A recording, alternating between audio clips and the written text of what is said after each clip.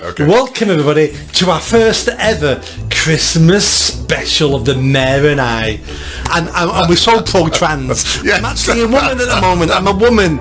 I've actually got breasts. Yes. But seriously, I have got breasts. I'm that fat these days. But unless this podcast, the Mayor and I, was your idea. It was. We have more free speech than we realise, but believe me, we don't have free speech in this country. No. But we have more than we think we do. Yeah. This year has been special for a couple of things. The first thing is we saw the collapse of the Tory party and we saw the election of the Labour Party. And because things have changed and the evidence has changed, I now need to change where I sit. Otherwise, I'm an ideologue, believing in things because it suits me, Yes. rather than believing in things because the evidence has changed. Yes. Cheers, Lindsay, Happy for, Christmas. for being part of the Mayor and I. No, I'm just glad to be a very small digit. Exactly. Happy Christmas to you. Thank Happy you. Christmas to all our listeners. Thank you. And I think we end on a kiss. The champagne, Nick, is missing. I'm just...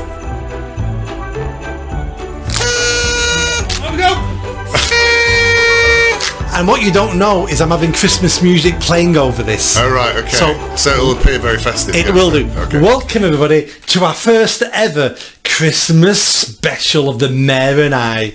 And because thank you very much. And because I felt I deserved a round of applause. it was the most energy we've ever started an episode Yes, with. that's why I was overwhelmed. Yeah.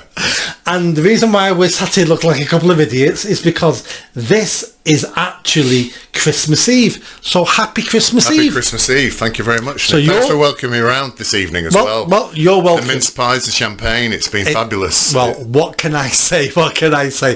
The hospitality in this house is lacking. Yes. No. It's just when you tried to kiss me under the mistletoe that I wasn't too happy. It's taken a year. It's taken a year, and we're so pro-trans. Yes. I'm actually a woman at the moment. I'm a woman. I've actually got breasts. Yes. But seriously, I have got breasts. I'm that fat these days. So this is New Year's Eve. We're not recording Christmas Eve. We're not recording on Christmas Eve, obviously. It's a week before, but we thought we'd do a Christmas special to all our amazing listeners. So let's have a chat about what's been going on this year. So this episode will be about looking back over the year. Okay. And we'll probably do one for New Year's Eve, which I think will be looking for the new year that's coming. Okay. So this is looking back, that I'll be Yes. looking forward. Yes. So let's start with... It's like a Christmas carol, this. Well, yeah. I mean, my wife's downstairs. She's one of the ghosts. She scares the life out of me. You get me. She's Marley. She's Marley, yeah. She's the ghost people don't realise really exists. So let's start by talking about why we set the channel up in the first place. Yes. This channel, this podcast, the Mayor and I, was your idea. It was. We were at a Christmas party. We were at our friend Rob's Christmas party in a pub in the city centre. That's true. I forgot that. Yes. Was it the Ape and Apple? Oh, was it? On Right, John Dalton Street. You've got a very good memory. Well, alcohol was involved. Anything with alcohol, I remember. And we were eating. I was eating a chicken wing. You was eating a small pork pie. And You're just making this up now. And you turned round to me with a glint in your eye. And a piece of pork pie hanging out of my mouth. And you said, Nick, I've got an idea. And I thought, I've heard your ideas before. They're all shit. But because it was Christmas, I thought it'd be nice. You were feeling generous. So I said, Lindsay, what is this idea of yours? And the idea was what? And the idea was, because I'd been watching your podcasts and seeing you talk, interviewing other people, and I knew, because I knew you quite well, you had a lot to say. Yeah. And you had a lot of ideas and interesting ideas, but it wasn't coming across in the podcast. So I said, my idea, Nick, is, why don't you get somebody to interview you? So I said, at this point, I said somebody rather than me. Why don't you get somebody to interview you so you can express some of these ideas that you and I talk about? And I think your audience would find that far more interesting.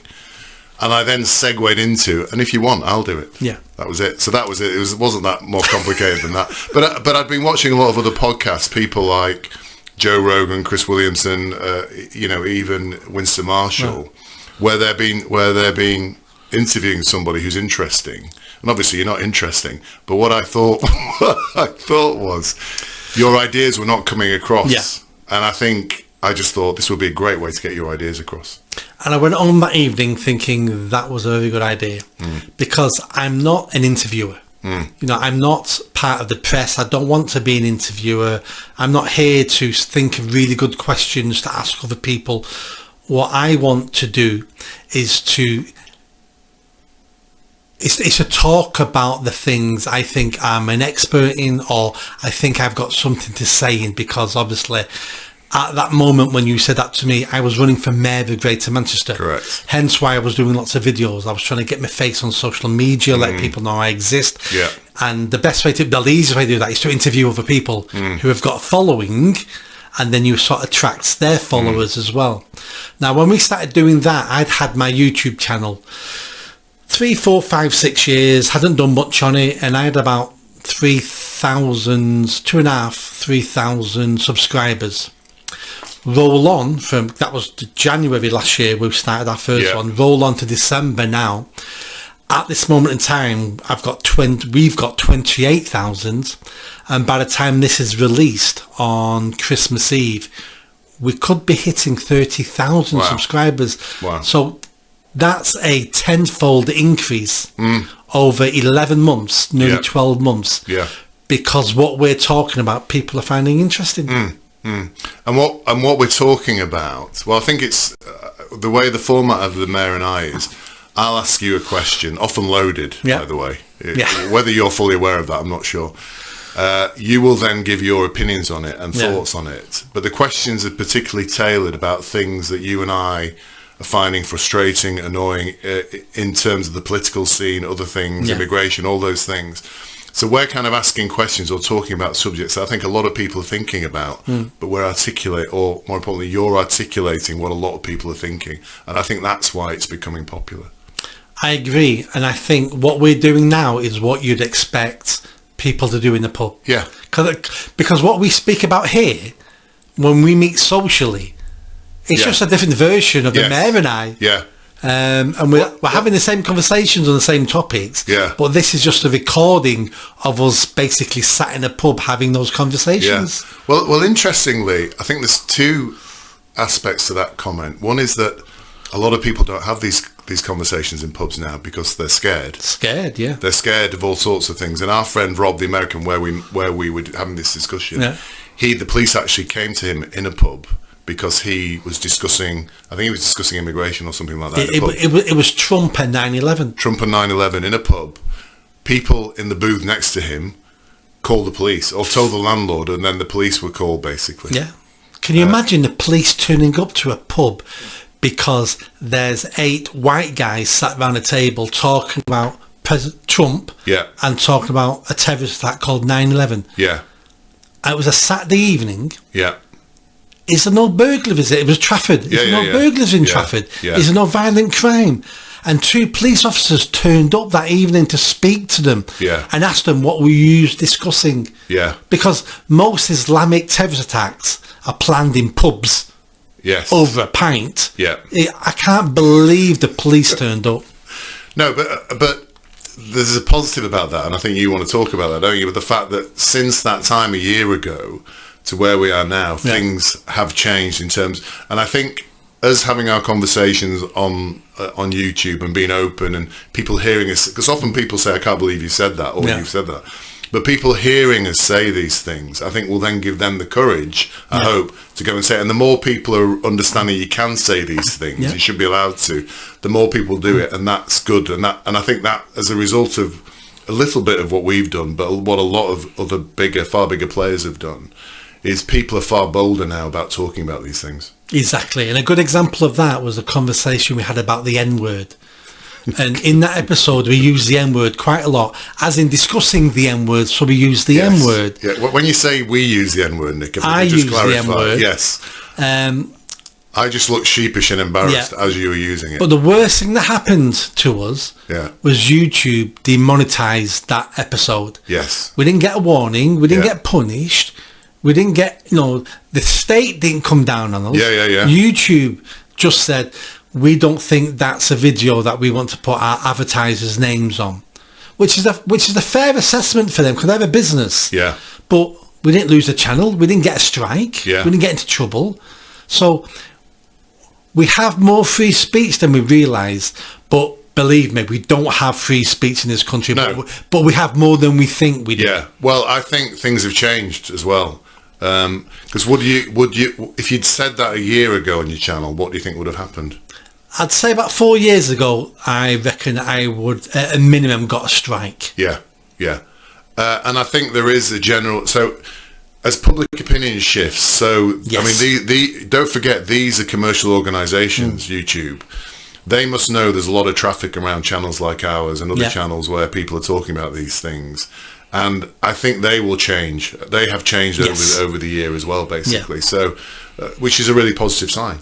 It is. Yeah. Because they're commercial organisations, they're worried about how they make their money. They make their money through advertisers. Yeah. If advertisers are saying to them, you put my name and my company's logo on a video that I didn't like. Yeah. Well, of course they're going to take that on board. Yeah. But those corporates, those businesses are also beginning to realise now this has gone too far. Yeah. So they're not as woke and as silly as they were 4 years ago. Yeah. So things are definitely changing. I think there's a second point, which I mentioned a minute ago, to why people are liking your channel, our channel, this channel, which is that we are non-partisan. And I know that sounds a bit strange, but we are not affiliated to a political party. Yeah. We have no specifically strong... You have some strong views about certain subjects. We have no strong views, and what we tend to do is discuss things, and we don't always agree. Now, you and I were at a party on Sunday. It was Rob's next party a year later. Rob's next party a year later. And I went there, and I think, you and I have been talking all year, so when I go to these places, I expect... It's like-minded people, isn't it? I expect to talk like you and I do in these sessions over a range of subjects. Yeah. But what I've noticed is people are very polarised, even people that we call awake. So you start talking to them about... I mean, at one point I was involved in a conversation with two guys, and he said, one of them said, I'm a member of the Conservative Party, the other one said, I'm a member of the Reform Party. Yeah. And then the conversation kind of dried up because one of them...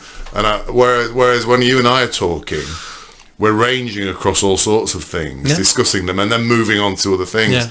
But a lot of people also think in silos as well. So you can't have as free range of conversation as I think you and I are having, because I think we've come fairly open-minded to this, haven't we? We haven't got any political affiliations particularly. We have our views, and we do say things like vote Trump or vote for Nigel or whatever. But that's just to break the existing structures.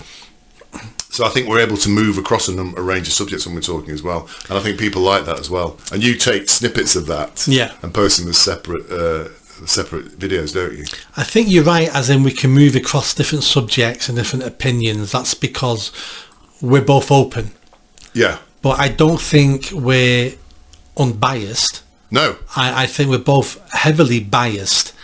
And we do sort of have an agenda. It's our agenda. You have your agenda. I have my agenda.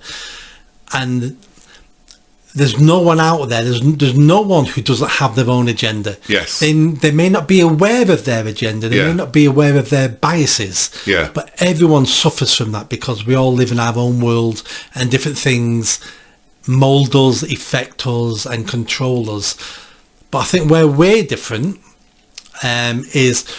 First of all, we're willing to listen to other people's opinions.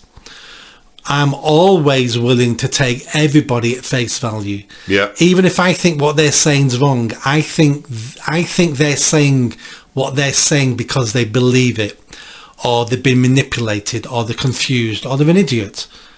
I don't think they're saying those things because they're evil, because they're trying to ruin the world, because of all those things.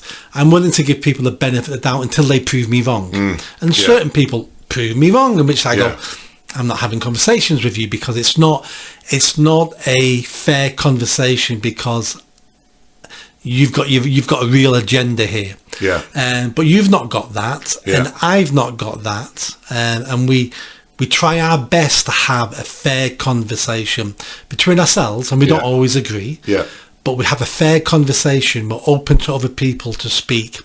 And when they say something we don't agree with, we don't think they're evil or an idiot or nasty or wrong because of it. We just go, well, you've got a different opinion. Let me try to change your mind. Yes. With some better facts, with a better argument. And that's how it used to be. Yes, it did. Yeah. And that's the point, isn't it? I think Rob said it at the party on Sunday. You know, we'll have different opinions, but let's have the discussion. Let's have the debate. Yeah. And there are a lot of people who are closed or were closed in terms of the thinking, and I think what we're trying to do here is say, don't be closed. Let's discuss these things, and let's challenge some of the things the government is saying, but let's challenge it in an educated way, in a way that makes sense.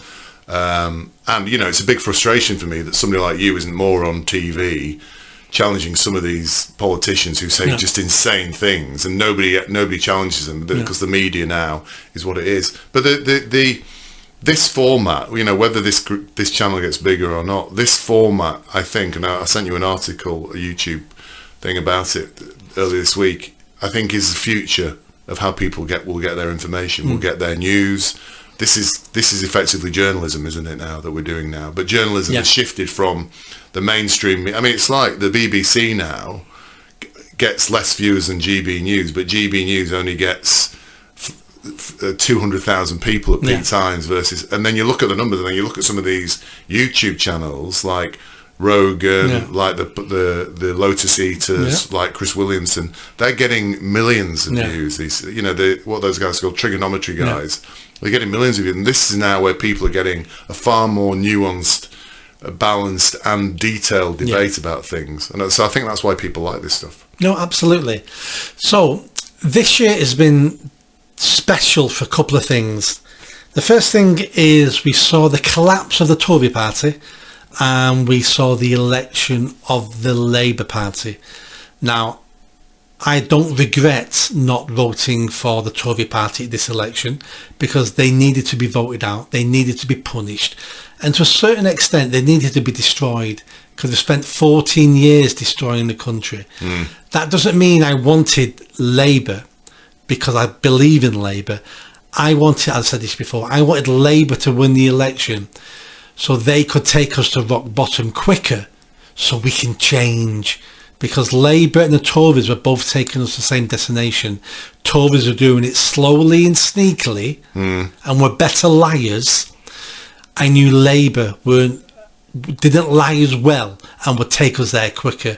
And at this moment in time, I'm being proven right. Yes, but I also think your views have changed in the year. Because when we first started talking, and if we go back to the really early episodes, your view was we'll never change the two-party system. We have to reform things. People have to check. Yep. I think you've moved. You're closer, I think, now to the way I think about things, which is, and you said it then, Labour and the Tories do exactly the same thing. Just one has been doing it slowly, very very sneakily, including immigration, by the way. Labour's just moving a bit faster. And I think if we're not careful, we end up where Conservatives come back in 5 years' time and just basically say, oh, that's terrible what Labour's done, but we're not changing it. We're just going to do this instead and lie to us again, basically. So you are right, though. Labour are doing it a hell of a lot faster than the Tories, and it's far more visible, and it's creating far more of a reaction from people. In a way, it's good because it's waking people up quicker. Exactly.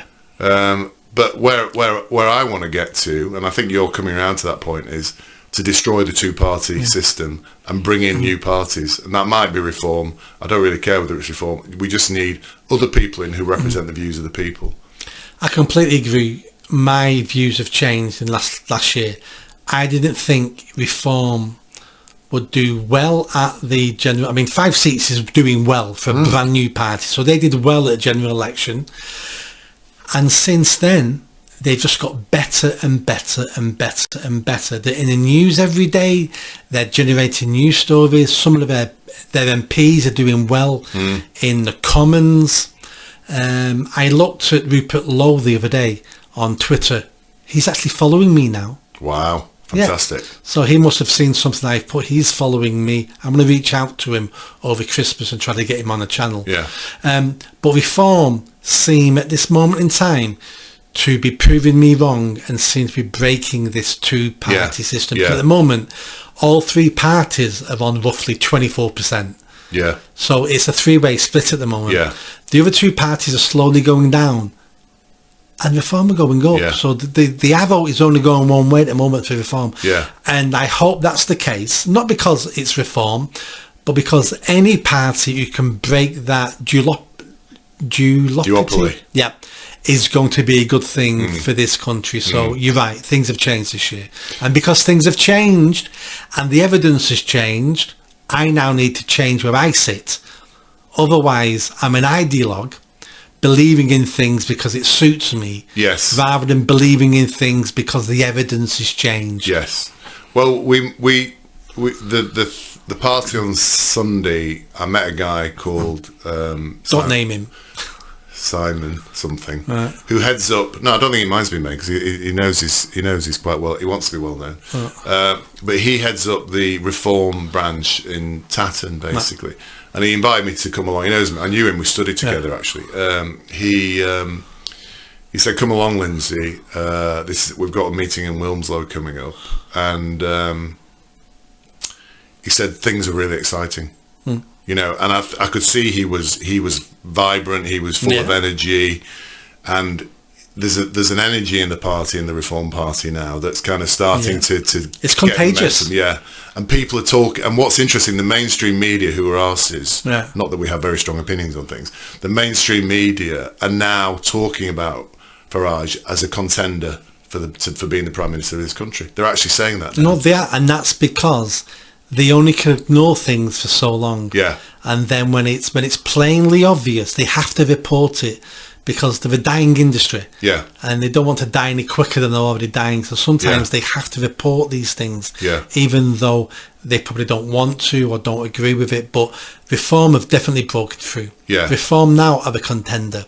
You know, we've got Labour now accusing Reform of being a threat to democracy. I would wear that. Did you hear that? Badge of pride. Yeah, that's a badge of pride. That is Labour saying that is a fantastic thing for Reform. That's because they're scared stiff of Reform. Yeah. And they're going back to the old playbook, which didn't work for Harris in America. Yeah. About, he's a dictator, he's Hitler. They're going back to the old playbook. Yeah. What they haven't realised is that playbook now doesn't work. Doesn't work, correct. All the things you've done to control us over the last 20, 30, 40 years. Yeah. Don't work anymore now. We're sick of it. So saying Reform are a threat to democracy is the best thing you can say about Reform. Yeah. There was something I was going to take a note of it. I forgot, but it was something like sort of in 2010, 20% of people were dissatisfied with the government. Yeah. That's now nearly 50%. Yeah. So the numbers the shifts are staggering now in terms of people's opinion of the government and everything like that. A combination of what the Tories did to people for those 14 years they were in, and what these idiots Labour have done in the first 4 months now of what they've been doing. So people have changed. People out there are not happy. The numbers have shifted dramatically, and this bullshit about don't vote for Reform, they're a threat to democracy. You know, what they've got to do, Labour and the Tories, they need to say that Reform are Nazis. Once they start saying that, then people will say, here we go. We know now we're going to vote for Reform, because that's exactly what happened in America. And the people who voted for Trump were sick of being called deplorables, were sick of being called Nazis, were sick of being called racists, were sick of being called white supremacists. They weren't stupid, and that's why they voted for Trump. So once the Tories and Labour start doing that here, you know, he's home free, isn't he, Farage? It is. You just mentioned Trump. So Trump, for me, is the biggest external story of the year. Yes. Outside the UK, the story is Trump. Yeah. He has come back from the dead, 2 assassination attempts. Yeah. Being called, literally being called a Nazi. Literally being called, if we vote for Trump, this is the last election we're ever going to have in this country. All the celebrities, all Hollywood, more so than ever. The Democrats spent the biggest amount of money ever, over £1 billion. And he cleaned the floor with all of them. He swept everything. Yeah. what happened there, and I think what's happening there as well, you said that what happened there is the biggest external story. I think it's a big story in the UK as well. I think what's happened in America has washed, like there's been like a blast radius out of what's happened with Trump. And initially it was confined to the people who voted for him, but it's rolling out now. Yeah. And we're seeing the corporations in America starting to react to Trump, starting to basically go and kiss his hand or whatever it might be. But also I think in the UK what we're seeing is people are seeing what's happened in America and thinking this is the way we need to be thinking in this country now, because the very things he's talking about are the things that are starting to impact people in this country as well. But I think what's more, and again, I think your opinion's changed on this as well, because when we initially talked about Trump, you said, oh, that's in another country, it won't really affect us. I think now you're seeing that isn't the case. What's really interesting for me is that he's a good friend of Nigel Farage, that, you know, Nigel Farage knows him, knows Musk as well. That there's talk about Trump supporting Farage in the next general election. There's talk about Musk investing money in Farage. So we have that incredibly now close link to America and what's happening over there. So I think that's going to make it even more exciting and interesting. And as I say, I'm only 2 steps away from Elon Musk now, aren't I? And from Trump, because you know Farage. Yeah. He knows Trump, so we're very close to the seat of power, aren't we, Nick? Well, every day I keep looking at the post, my Christmas card of Trump and Elon. It's not come yet. It's not come. Well, I was hoping it'd be from the three of them, with the picture of the three of them together, and addressed to the mayor and I. I know it's, and we're making a joke of it. But there is a link now, isn't there? There's a very clear link between this country and America that's sitting there, and people can relate to as well. And if you think how many people are thinking about voting reform, they're also seeing that. Yeah. And they're saying, if we vote for Farage, we're voting for a guy who's going to strengthen our position with the greatest power in the world. So I think it's very exciting. Very exciting. Let's change topics for a second. I think the biggest thing that happened in this country this year is suddenly this year we're all talking about immigration. Yes. And that's never happened before in my lifetime. Yeah. There's always been people I've known talking about immigration, but they were always called, again, fascists, Nazis, racists, whatever. But even the polite society now are talking about immigration. Even government departments are releasing figures we never thought they would release on immigration. Yeah. And I think that's the biggest change that's happened this year. Yeah.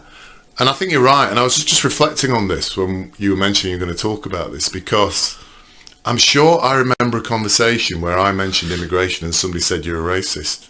I'm sure it happened. Right. And I can't remember what happened. I think I said, well, what do you mean by that? Or what? I can't remember the conversation. But that conversation was happening a lot a year ago and over a year ago. Yep. If anybody on the TV mentioned immigration, they were called a racist. Actually, no, it wasn't me. It was. This shows I'm having false memories. I think it was an actor, and I think it was a guest mentioning immigration, and the actor just wildly called this guy a racist. It wasn't Keanu Reeves, but it was somebody like Keanu. Are you talking about? He played Batman.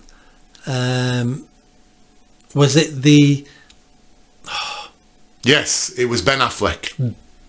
Ben Affleck. He was on the Bill Maher show. Yeah. With the philosopher guy who's not religious, has debates with other people. Jordan Peterson. No, and they were talking about Islam. Yes. And he said, used to are just nasty. Yeah. And they said, no, we're talking about Islam. Yeah. That was it. It was about Islam. And he called them Islamophobic, and he said they were disgusting and nasty and racist. Yeah. And they were saying, we're discussing a religion. Yeah. We've not called anyone anything. We're not talking about any individual. But the point is, those words were bandied about. Yeah. Those words were bandied about without any substance behind them at all. Yeah. So you were free to call somebody a racist if they mentioned immigration. Now, fast forward a year, everybody's talking about it. Yeah.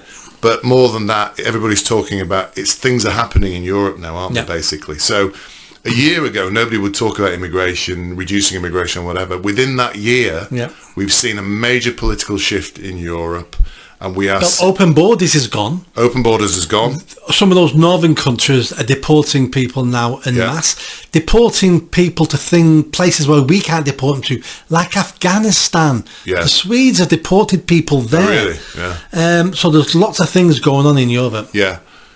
Borders have closed. They're now deporting people. They're stopping immigration now. Some countries have actually just said, right, we're stopping benefits apart from soap, bread, and a bed. Correct. Yeah, and we've seen right-wing parties. We call them right-wing, but I call them centrist parties coming to power on the basis of this. So there's this massive shockwave happening in Europe. So the bleeding heart liberals in England who previously looked to Europe and say, look how fantastic, can't do that anymore.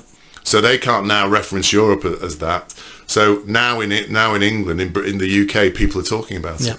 And they're talking about it openly. And about time too. Yes. The public have finally caught up with people like me and you who've seen this going on for far too long. Yeah. Right, let's end this Christmas episode with a song. Okay. Only kidding. No, I'll blow along to your song, as you say. What do you think is the actual news story of the year? The news story? What, next year? What? No, the news story of the year. Yeah. I think Trump winning.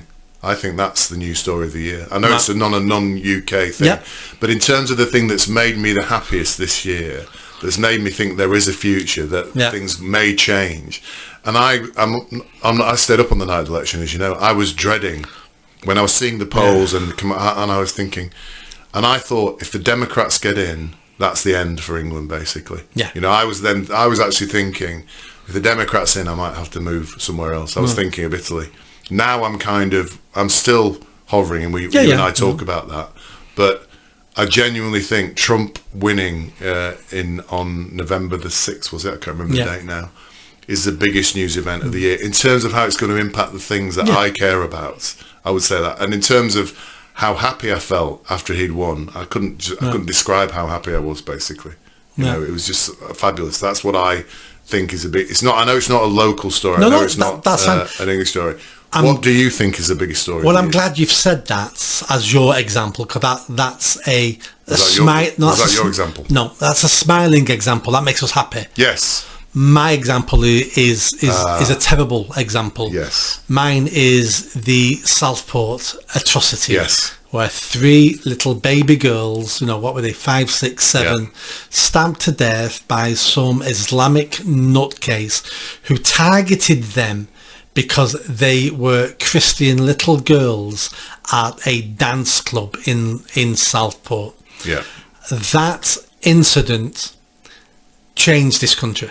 Yes. And as we discussed previously, 7 years before on my street in the city centre, the Manchester Arena blew up. I heard the bomb go off. 22 people died, and all we did was sing songs in the street about not looking back in anger. Yeah. That incident in the summer 2020 changed this country. Keir Starmer came down hard on us all and locked people up as political prisoners, but that's only a sticking plaster for him. The anger's out there. The anger, I think, has been doubled because of his reaction to it. He didn't handle it well. In fact, he handled it the worst way you could have handled it. Horrifically, but we suspect as well there may be reasons he handled it that way as well. Possibly, and that'll all come out next year. But I think that one incident, those 3 little beautiful girls being murdered, changed this country, changed our opinion finally on mass immigration. And when the history of this country is written and they reference this point of time, that will be where they say things changed on that day. And I think that's a story of the year. Well, I'd like to make 2 comments about that, and I think you're right, by the way. In fact, in terms of the impacts in this country, that probably is the most significant thing. But you're right, the Trump thing is a happy thing, but it's a positive step. 2 things I'd like to say about that. Firstly, there's a level of irony there, because this guy was born in the UK, and we don't know he's a Muslim, so it's nothing to do with immigration. However, in terms of people's thoughts on immigration, it shifted their thoughts on immigration at that point. There's no doubt about that. the second thing is to kind of flatter you, Nick, because you were predicting before this happened there was going to be an event, and I think you said there's going to be another event. Yeah. It's not going to be. It'll be something like the Manchester Arena, but not the Manchester Arena, and you were right, and that will mobilise people. Now, the sad thing about that is it did mobilise the people, and I think I went on one of the protests. However, because of the nature of the government, those people were suppressed, horrifically suppressed. They were captured, they were imprisoned, they were given no real civil rights in that process, they were forced to plead guilty, and they are now, I regard, as our true political prisoners. Peter Lynch being a particular example, a guy who was in prison for nothing and who committed suicide in prison, and we have Tommy Robinson in prison now. So you were right, there was an event, and I think you're right, that was the kind of... And there's more events coming down the line. There's going to be more events coming. That was a highly crystallising event, more than any other thing, and you're right. Why would it be? Because it was 3 people killed versus 22. But that, I think people, since the Manchester bombing, to get to this point, people had already moved mentally. That was it. And those 3 beautiful little girls getting killed triggered lots of people. And lots of people who didn't do the tweets have seen what's happened, and their views are hardening about what the right thing to do. I'm pretty sure about that. So part of this process of people's views changing and things being more open, and you being able to say the N word on, was a major part of that. Was, you're right, the Southport event. In terms of events of the year, no doubt about it. Mass immigration has been a pressure cooker issue in this country for a long time, and every time it looks like it's going to boil over, the government put another weight on the pressure cooker to keep it down.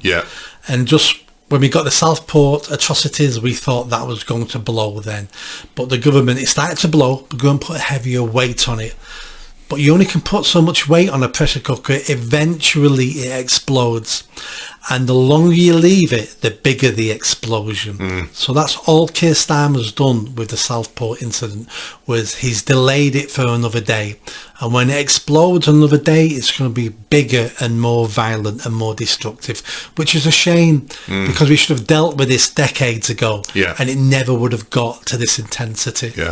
Our views differ on that day, don't they, Nick, in terms of the reaction? My view, when the people took to the streets protesting, I agreed with it, and you said you didn't agree with violence, but I think sometimes there comes a point when violence is the only answer to these situations, where you're being oppressed, where things are out of control, where the government are not listening to the electorate. I think we had reached that point then. We're at that point now, and I'm not opposed to, I might get arrested for this now, but I'm not opposed to violence on the streets to represent what, for people to get their points across. Because what else have they got now? I'm not opposed to violence as a last resort. I just don't think we're at that point yet. I think the people around the issue of Southport who turned to violence, they were useful idiots for the government. They gave the government the excuse they needed to clamp down. If they'd not turned to violence and setting hotels on fire and throwing bricks at the police, and whether or not there's an excuse for that or not, I'm not discussing that. If they'd not have done that, and it had been a peaceful protest, a mass movement across the country, that could have brought down the government. But the second it turned to violence, that was all the excuse they needed. Now, violence is always a last resort, and we do need violence at some point. Otherwise, Hitler would have won the Second World War. If we all went, violence is not the answer. Well, it is when you're dealing with Hitler. And it is when you're dealing with a communist regime, which Keir Starmer's turning this into. But it's a last resort. We're not there yet. Good piece of news to end the year. Go on. No, you tell me. Good piece. End on a positive. We started this on the 12th of January this year. What's a positive piece you can end this Christmas special on? Flippin' heck, you put me under pressure now. You mean, what do I see as a positive? Or anything. What has been positive? What do you want for Christmas? What is that old man with a big sack bringing you? Well, I think the positive is that you've invited me around on Christmas Eve. I'm here with your family. I've obviously got nowhere to go on Christmas Day. Obviously. And you've invited me you're around. a racist. And I've been ostracised by all my friends and family as a result of this podcast. So the fact I'm here with you at Christmas, Nick, that's my one positive, that we can We can celebrate Christmas Day together. You know, there'll be a tear in my eye, obviously, because I'm on my own, but we can celebrate Christmas Day together, and we've had a fantastic year together. So I think the positive is, genuinely, the real positive is, I feel as though by you and I doing this podcast, I have made a little difference to things. Yeah. Which last year, I don't think I was making any difference to anything at all. I was complaining and whining, and that's no good. You've got to get out and do stuff. So I've kind of learned something this year, and that's the positive, I'd say. Well, that's an excellent point, because that fits straight into what I was going to say. I wish you'd given me some notice and I could have come up with a positive. I've had to improvise, but yeah, go on. My positive is some of the comments we read on these podcasts. Yes. That's a positive to me. Yeah. People saying, what a great conversation. I've learned so much. Used to a funny, used to a serious. I get so much out of this. We've started getting comments now going, this is the podcast I look forward to every week. Brilliant. Yeah. So whether or not it's entertainment or it's knowledge, I don't know. But the facts, people out there are saying that they look forward to this podcast, they look forward to our conversations, means a lot. Because we've gone from the first couple of months of us doing this, we were getting 60, 70 views per episode. Yeah. This last couple of months, every episode now gets at least 1,000 views. Yeah, that's great. Some of them now are getting 2, 3, 4, 5,000 views for the full episode. Yeah. Some of the clips are getting 200,000 views. Yes. Yeah. So we've gone from a handful of people in January, February this year to now getting hundreds of thousands of people seeing parts of our conversations. Yeah. And they're watching it because they're finding it interesting and because they want to watch it. You can't force anyone on YouTube to watch anything. And that, you're right, that's the beauty of YouTube, isn't it? Because the way YouTube works and the whole essence is they will promote videos that people want to watch. So it's not like the media, the big mainstream media, where you've only got the choice. People can choose. Yeah. People can choose to watch us. They can choose to watch it, and the fact they're watching in those numbers is great. It means that we've got something to say and something that people want to listen to, which is fantastic. And that, it is. Yeah, so yeah, I agree. That's real positive. Cheers, Lindsay. Happy Christmas for being part of the Mayor and I. No, I'm just glad to be a very small digit. Exactly. Happy Christmas to you. Happy Christmas to all our listeners. Thank you. And I think we end on a kiss. The champagne, Nick, is missing. That's a good. I'm going to end it with you blowing that. There you go.